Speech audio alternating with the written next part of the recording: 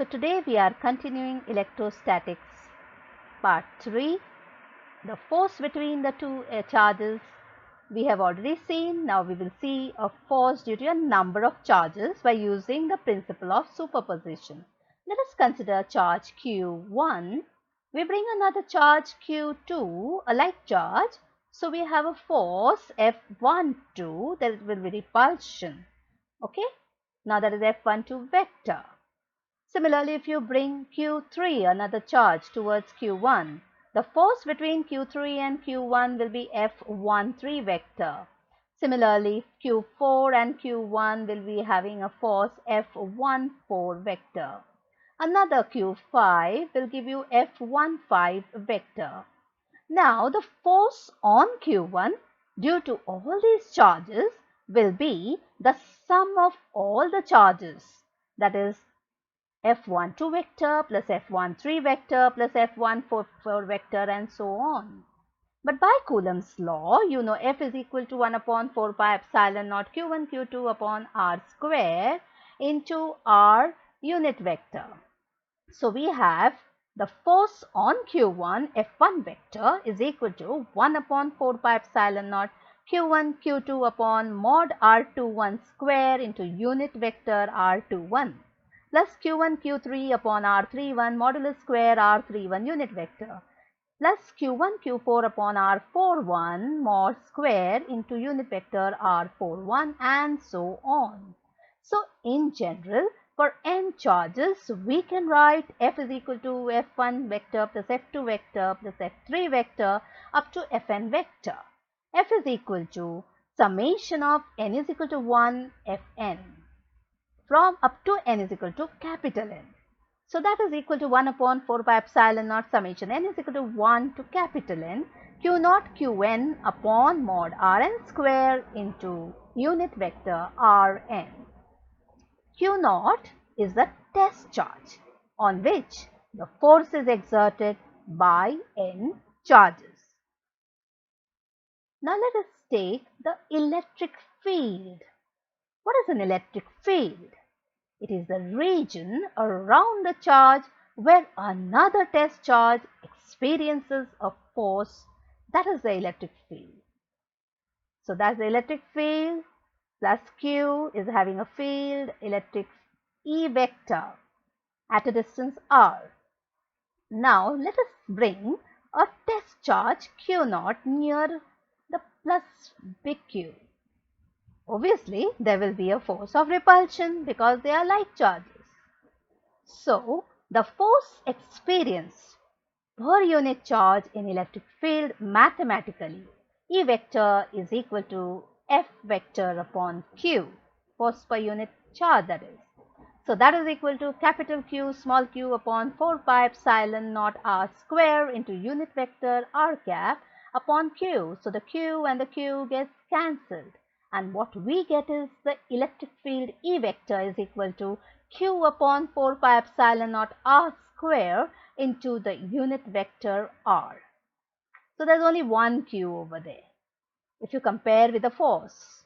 So E is equal to limit Q tending to 0. Almost, it's very tiny, it's very small, so it is almost 0. F by Q. The test charge is so small that it does not affect the charges surroundings. But for both Coulomb force between two charges and electric field, they both obey inverse square law. Now let us see how. F vector is equal to Q1 Q2 upon 4 pi epsilon r square into unit vector r. So if you plot a graph of, say, the variation of force due to a point charge, so you get F vector is equal to 1 upon r square. Now similarly, if you have the E vector, then E vector is equal to Q upon 4 pi epsilon naught r square into r cap. But again, it will obey the inverse square law. So it traces out the same curve. Now let us consider the electric field, the uniform electric field. We have two electrodes, the positive and the negative. The electric field direction is shown like this. So you have a uniform electric field, magnitude and direction of the field is same in all directions. Example, uniform electric field between the two charged plates which are placed parallel. Now, this is a non-uniform electric field, wherein the magnitude and the direction of the field is not same. Example of non-uniform electric field of a point charge here, though the magnitude of the electric field is same, but the directions are different. So that's a non-uniform electric field. Now we have this uniform electric field again. The work done to move a unit positive charge from the negative plate towards the positive is nothing but force into displacement. So W is equal to F into D. D is the distance between the two plates. But F is EQ, we already know it. So we can write it as EQ into D. So that's W. But potential difference is the work done by a charge. So that's from the definition. So W is equal to VQ. Now if you look at these two equations, you can equate the right hand sides and we get EQD is equal to V into Q. Q gets cancelled and you get E is equal to V upon D, where V is the potential, a very important equation. Electric lines of force we have already seen before. Now this is the positive charge where the electric lines of forces are directed outwards.